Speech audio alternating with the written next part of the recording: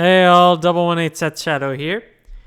We've got Set 5 Omens coming up in a few more weeks, which is going to shake up the competitive meta a little bit and introduce us to a few new types of decks that are coming up.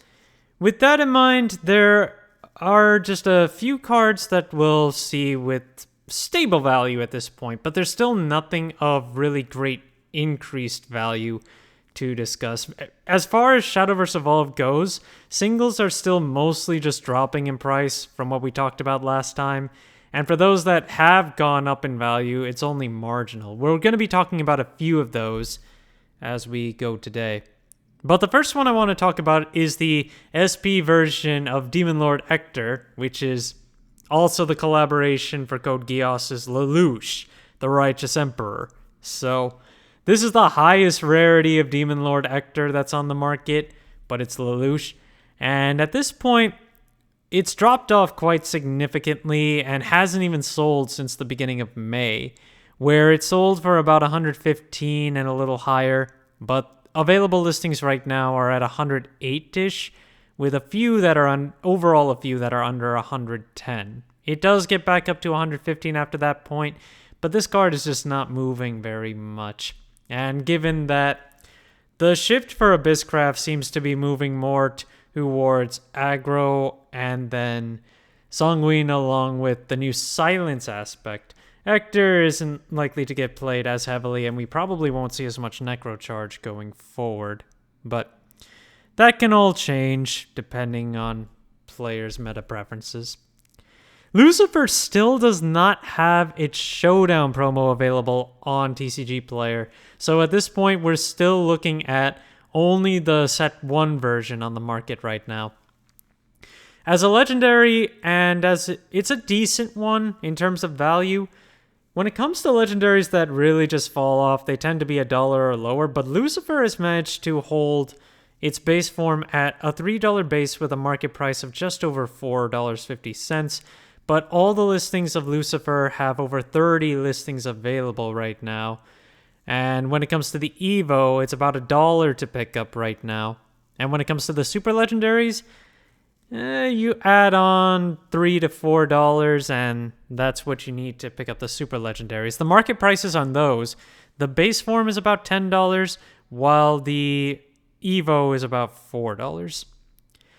Dark Alice has been seeing a decrease in value after it was increasing from the last month. And now the base legendary, while it has a market price of just under $7, we're looking at low listings at $3 to start, and the super legendary is currently at $7 itself. But that $3 one is a damaged set, which is weird. It's actually a set of 4 damaged ones. That's interesting.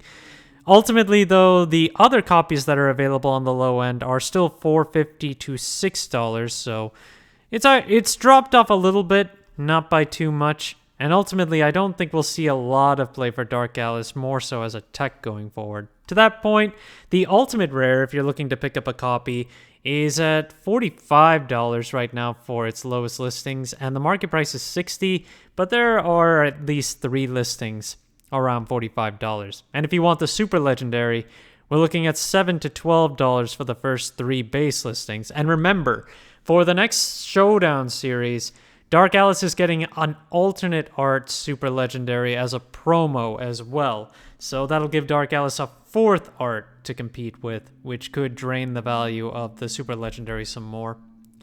King Elephant combo is still looking to be one of the main Forestcraft decks going into Set 5. And King Elephant has not really changed much in value.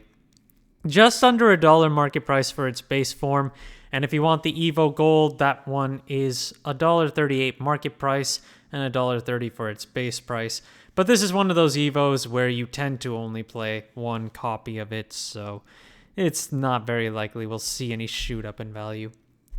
Dark Offering, which has been a pretty good tech option for most Haven decks. The promo version has 9 listings available starting from $1.75, and the market price is just over $2 there. And Dark Offerings regular silver from set 1 has a market price of 24 cents. So it's still very easy to pick up with 22 listings overall. I mean, that's still a little lower than typical for most silvers, but it's still not that difficult to pick up given the market price. For Perseus, which comes out of set 4, I wanted to go over the foil one, as that one's down to 4 listings with a market price just under $2.50, and the base listing is $1.50. Looking at it in more detail, we've got $1.50, and then it jumps up to $4 after that. So if you do want to foil out your Perseuses, there's not much option left when it comes to TCG Player, and you're going to have to shop around a bit. Ironrod Defender, the foil version of this card, which is one of our heroic cards from set 3. We have a base price of $5 on this foil, which has been progressively increasing over the last few months, and it's been selling more recently at $5 too. And with the only 2 listings available, they're both $5 a piece. Heroes still have a decent amount of playability going forward, but there is a shift in that going as well. Lamplit Training of a Witch to Be, with Uma Musume getting its full power back pretty soon. I also wanted to cover this card as it's got playability in general Runecraft decks too. But when it comes to the foil and the promo version, those ones are still $1.50 to $2. Both of them have a market price of $1.80. And then the regular silver is still cheap, 33 cents to pick up. Now, you do have to remember that there is a starter deck version of this card, but it's $3. So I don't know why anyone would consider buying that one, given that the foils are cheaper right now, unless, let me see here. The promo has, okay, yeah, there are 43 copies on one of these listings at $1.25, so there's really no reason to buy the starter deck version at over double the price.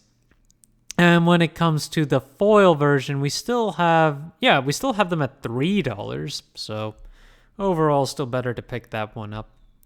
Azazel's Evolve is one of those cards that I said would eventually keep rising in value, but it's rising very, very slowly.